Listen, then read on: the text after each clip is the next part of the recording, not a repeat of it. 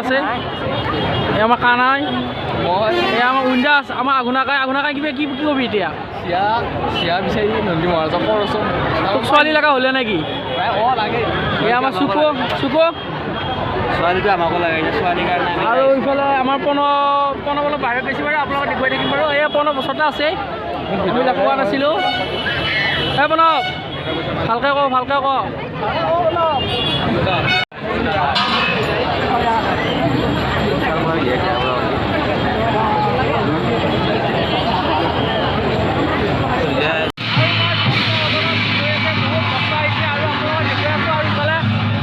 চলি আছে আৰু চাই থাকিব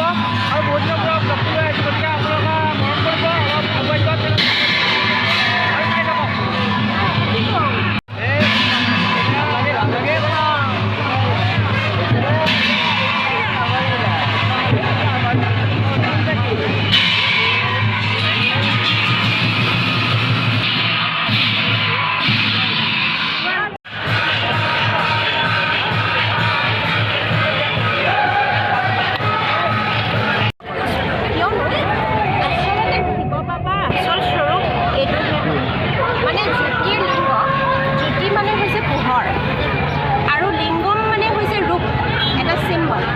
symbolic representation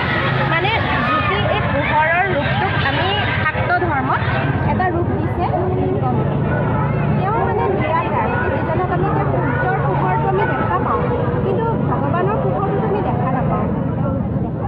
সেইকাৰণে এটা ৰূপ দিছে যে এই লিংগকে আমি সকলো অৰ্পণ কৰিছোঁ তাত গাখীৰ দিছোঁ বেলপাত দিছোঁ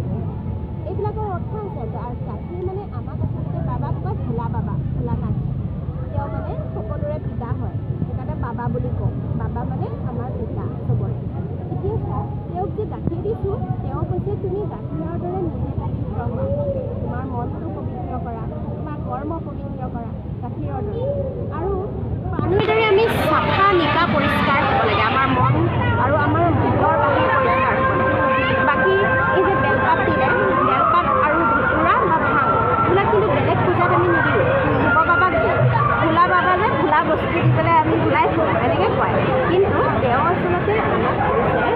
যে কাঁইটৰ দৰে যিবিলাক স্বভাৱ সংস্কাৰ বেলেগক দিয়া বেলেগৰ পৰা লোৱা এইবিলাক আমি ত্যাগ কৰিব লাগে মানে তেওঁক অৰ্পণ কৰি দিব লাগে বাবা আমাক বেলেগ নহ'লে বেয়াটো দি দিয়েচোন সেইটোহে বিচাৰিছে যে আমি যদি বেলপাতটো দি থৈ গুচি আহোঁ আমি এইটো আচলতে ভুল আমি নাজানাতে কৰিছোঁ কিন্তু যদি আমাৰ ভিতৰৰ বেয়াটো ত্যাগ কৰোঁ আৰু লগতে যিবিলাক বেলৰ ফলটো কঠোৰ বাহিৰটো কঠোৰ ভিতৰটো মনৰ ভিতৰত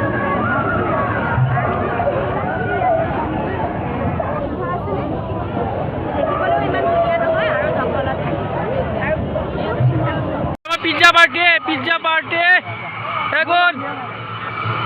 প্ৰণৱ আছে প্ৰণৱ এতিয়া কি কিনবি কি কিনবি পিজ্জা খাएगा ए उन्दाज चलो তো গাইজ বৰ্তমান নাৰিকলি আশে-পাশে আছোঁ আৰু আপোনালোকক দেখুৱাই থাকিম গতিকে আপোনালোকে চাই থাকিব তো গাইজ এয়া আমাৰ গাঁৱত আঞ্চলিক মন্দিৰত অটকৈ খিচিৰি বনাইছে আৰু এতিয়া আমি খিচিৰি খাম তো আজিলৈ মানে আছিল পুনৰ এটি নতুনকৈ লগ পোৱা